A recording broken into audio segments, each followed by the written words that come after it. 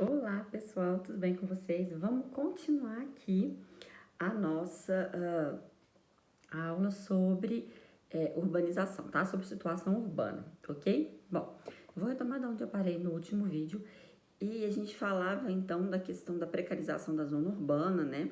Aonde a urbanização feita de forma rápida e não planejada, ela desenvolveu e desencadeou diversos problemas urbanos e a gente falava deles quando terminamos o outro vídeo.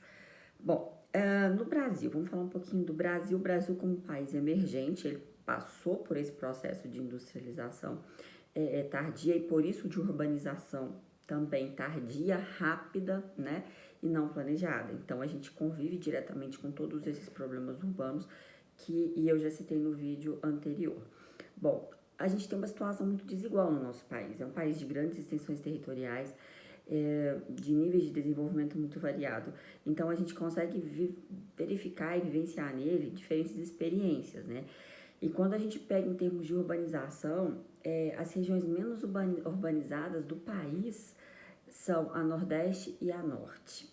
É óbvio que isso está muito ligado às questões socioeconômicas, né? Quando a gente pega dados de IDH, dados de PIB regional, mas principalmente de questão econômica, a gente vai ver que o Norte e o Nordeste são as regiões que apresentam dados mais baixos, dados inferiores. Logicamente, quando a gente pega o Nordeste para analisar, a gente tem muito que olhar o interior nordestino, né? Porque se a gente pega como base só as capitais litorâneas, nem sempre a gente vai conseguir fazer um retrato muito fiel dessa realidade. A gente está falando de média, então a gente deve considerar toda a região. Então, Norte e Nordeste são as regiões que apresentam maior nível de pessoas na zona rural, embora o país todo predomina um número maior de muito mais habitantes nas regiões urbanas, certo? Bom, e as cidades, só uma coisa que eu tava me esquecendo de falar. Hoje no mundo, as regiões que mais ainda passam pelo processo de urbanização, ou seja, que ainda estão fazendo esse intercâmbio rural-urbano, Ásia, naqueles países menos favorecidos, mas Índia e China ainda tem também esse intercâmbio, embora sejam emergentes, mas China é a segunda maior economia do mundo, mas a gente fala por questões sociais, tá? A gente sabe que ela tem o PIB alto, mas tem muitos problemas sociais, então isso ainda reflete nessa gestão urbana, né, e nessa configuração do campo, certo? Então, até porque já tiveram tentativas de trazer a população rural da China para cidades e não foram tão bem sucedidas, né? Gerou muita fome no passado, em governos bem anteriores, principalmente na época de Mao Tse Tung, certo? Bom, e a África, porque a gente sabe, né, das questões socioeconômicas, das mazelas que o continente passa, principalmente nas zonas maiores de pobreza, ali na região da África subsaariana, onde a gente tem os indicadores socioeconômicos mais baixos, entre eles os mais baixos do mundo, né? Então ali a gente ainda tem uma taxa de urbanização muito alta, porque essas pessoas agora estão começando a fazer essa transição, agora estão fazendo a urbanização. Logicamente porque esses países sofreram um atraso no seu desenvolvimento. Como eu falei para vocês antes, no outro vídeo, a urbanização está muito atrelada a quando que os países industrializaram, ao nível de desenvolvimento. Então, óbvio que os países mais desenvolvidos fizeram essa urbanização anterior e os mais pobres ainda estão fazendo esse processo, certo?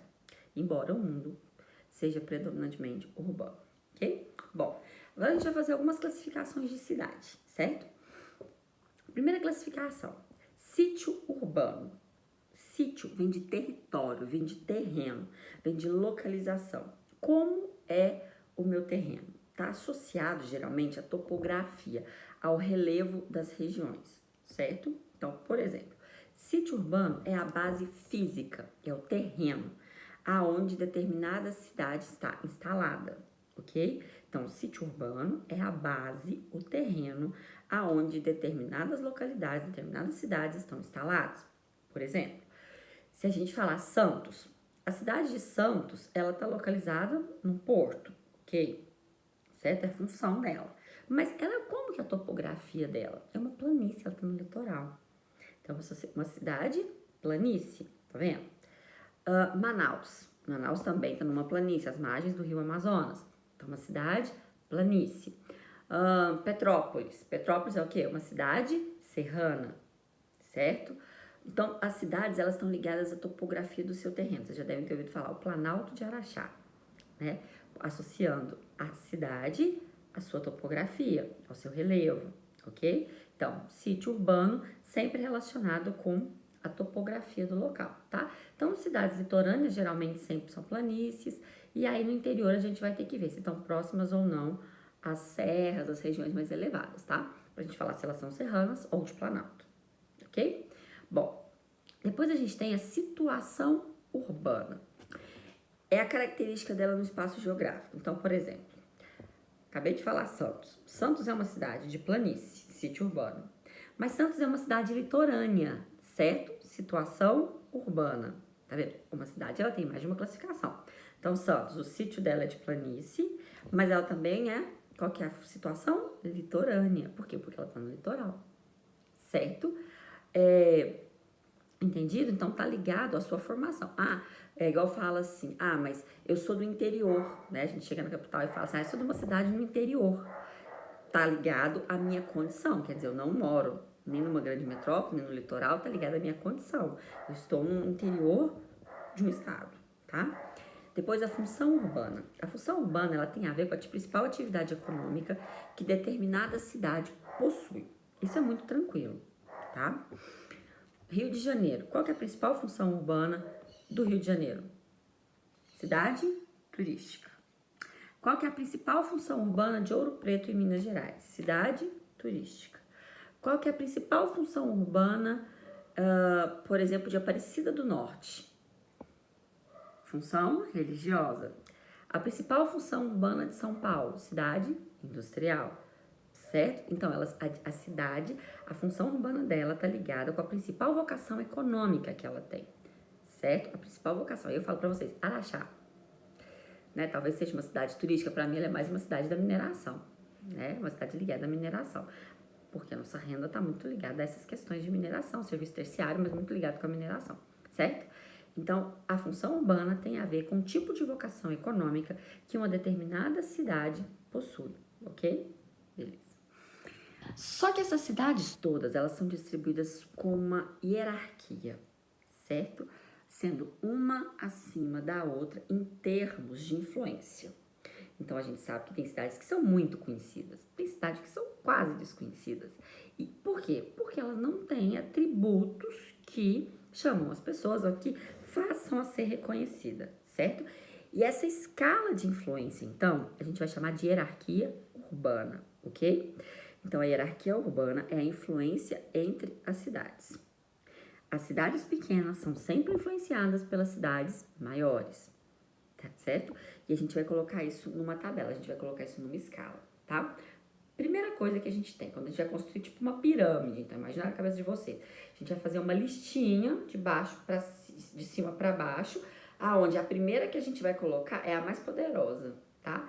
E a última que a gente vai escrever é a menos poderosa, tá? A menorzinha. Então vamos lá. Metrópole nacional. Quem que seria a metrópole nacional? Vamos pegar o Brasil para a gente poder fazer essa classificação melhor. A metrópole nacional é aquela que tem influência em todo o território brasileiro, certo? Que pessoas de diferentes lugares do território brasileiro procuram essa cidade por algum motivo, em alguma situação. Ela é a cidade mais lembrada. Ela é a cidade que detém o maior aparelho funcional. Ou seja, por exemplo, as melhores condições de saúde onde estão, certo? As maiores indústrias, o maior polo econômico onde ele está. Então, é aquela cidade que concentra, vamos dizer assim, os maiores atributos de todo o território, beleza? Então, vamos pegar o Brasil para a gente entender. São Paulo. São Paulo seria a nossa metrópole nacional, certo? Porque lá tem a Bovespa, que é o nosso centro da Bolsa de Valores. Lá tem muitas empresas, diversos bancos, escritórios de muitas multinacionais, enfim. São Paulo é uma cidade muito voltada para os negócios, certo? Muito importante do ponto de vista econômico brasileiro. Na verdade, é a mais importante do ponto de vista econômico brasileiro, certo? Se a gente for pensar em saúde, né? Por mais que a gente tenha grandes hospitais e muito bons em outras capitais, mas São Paulo, ela detém a maior tecnologia. Às vezes você está numa capital, mas precisa fazer uma cirurgia extremamente delicada. Aí vai para São Paulo. Por quê? Porque lá tem mais recurso tecnológico, mão de obra extremamente especializada, certo? Ela detém esses atributos, né? Educação, as pessoas querem estudar na universidade muito grande, muito boa. São Paulo também teria. Então, a gente tem que pensar que ela é aquela cidade que tem todos esses atributos. E São Paulo tem, tá? Então, ela é a nossa metrópole nacional. ok? Nesse caso, não condiz com a capital do estado, com a capital do país. Poderia coincidir? Poderia, tá? Se a gente, por exemplo, chegar na Alemanha, você vai pensar, tem Frankfurt, que é muito importante, mas Berlim talvez sim, uma das cidades mais importantes. Você vai já para Tóquio tem a bolsa e tal, e é a capital do país. Pode coincidir e pode não coincidir. Na verdade, não tem nada a ver, não tem uma ligação. O Brasil não coincide, tá? Depois a gente tem a metrópole regional. É uma cidade que tem uma grande influência na região, tá? Então a gente estava aqui no Brasil, ela tem um aparato melhor da região, mas ela está subordinada a outra. Vamos pegar o Brasil então. Eu estou fazendo por a gente aqui em Araxá, nosso exemplo, tá? Então, São Paulo é a nossa metrópole nacional. Quem seria a nossa metrópole regional para nós aqui, mineiros? Belo Horizonte, certo? Belo Horizonte, para Minas Gerais, é a cidade que detém, né, os melhores aparelhos urbanos, a maior faculdade. Em termos de medicina, a gente tem uma boa estrutura, a gente tem muitas sedes de grandes empresas, muitos bancos. Então, BH a gente teria ali uma grande estrutura, mas ela não tem a mesma estrutura que São Paulo. Então, ela está subordinada a São Paulo, certo? Depois a gente tem o centro regional. O centro regional seria uma cidade menor, mas com aparato urbano muito bom, mas que é subordinada, no caso, à metrópole regional, tá? Uberlândia, pra gente aqui em Araxá. Minas tem outro? Tem. Tem Juiz de Fora, às vezes mesmo até Divinópolis, tem outros? Tem. Mas pra gente aqui em Araxá, Uberlândia seria a mais próxima da gente, tá? Mais próxima de nós. Se a gente for pensar, tô pegando Minas Gerais, mas se a gente for olhar como a gente está muito próximo da divisa com São Paulo, Ribeirão Preto. Seria outro exemplo se a gente não quiser ficar só em Minas Gerais. Mas como eu tô pegando a estrutura para falar, como eu falei BH, eu quis colocar subordinado, eu coloquei Uberlândia, tá? Mas aí, um centro regional, Ribeirão Preto faria bem o papel também pra gente aqui em termos de distância, certo? Depois, a cidade local, Araxá. Por quê? Porque Araxá é uma cidade pequena, relativamente pequena, mas que tem cidades que são subordinadas a ela, né? Vocês já devem ter visto aí, ó. Essas cidadezinhas pequenininhas aqui em volta da gente, elas são subordinadas a Araxá, essas cidadezinhas menorzinhas, tá? Então, a gente é uma cidade local. Se a gente for pensar, ó, Campos Altos, Perdizes, Santa Juliana, Ibiá, Campos Altos, eles são muito subordinados a nós, porque as pessoas vêm aqui quando querem algum atendimento melhor de saúde, necessitam de algum exame, por exemplo, que não tem na cidade deles. A própria faculdade, a maioria dessas cidades não tem nenhuma instituição de ensino superior, eles vêm para cá fazer faculdade. Quando querem mais lojas, mais opções de comércio, de compra, eles vêm aqui também, porque em tese a gente tem uma diversidade de comércio maior do que a deles. Então, para eles, nós somos uma cidade que temos o melhor aparato urbano. É engraçado a gente falar isso, né? Porque a gente que tá aqui, a gente quer buscar fora, né? Mas para eles, eles buscam aqui porque a gente tem um aparato melhor do que eles têm, certo? Se a gente for na faculdade aqui em Araxá, a gente vai achar uma porção de ônibus todos os dias à noite. Por quê? Essas pessoas saem das suas cidades e vêm estudar aqui, porque lá não tem faculdade, não tem nenhum centro de ensino superior, tá? Vamos pensar nesse sentido. Então, essas cidades pequenininhas, que não estão subordinadas a outras, como eu falei aqui, Campos Altos, Perdizes, a gente chama elas de vila, tá? Elas não são vilas, na verdade, né, gente? Elas são emancipadas, são municípios com toda a sua estrutura e sua autonomia. Porém, na hierarquia, a gente coloca o nome delas de vila, tá? Então, a gente fez aí a nossa tabelinha, né? E aqui do lado, a gente vai fazer uma chave, tá? Porque em todas essas cidades, mesmo São Paulo não é a cidade mais bem equipada do mundo, né? E a gente vai fazer, então, uma metrópole mundial. Você não precisa ter uma metrópole mundial. Na verdade, a gente não tem uma metrópole mundial, mas a gente tem poucas metrópoles mundiais. Quem vocês acham que seria a cidade, então, mais polarizadora? A cidade que mais seria com melhor equipamento urbano que possa existir e que não seria subordinada a ninguém? Nova York. Nova York é uma metrópole mundial, certo? Tóquio também poderia ser uma metrópole mundial. Mas Nova York seria, digamos assim, hoje o que a gente tem mais próximo realmente do conceito de metrópole mundial, tá? Seria Tóquio, certo? E aí a gente fecha a nossa hierarquia urbana, certo, gente? Beijo, acabou, até daqui a pouco.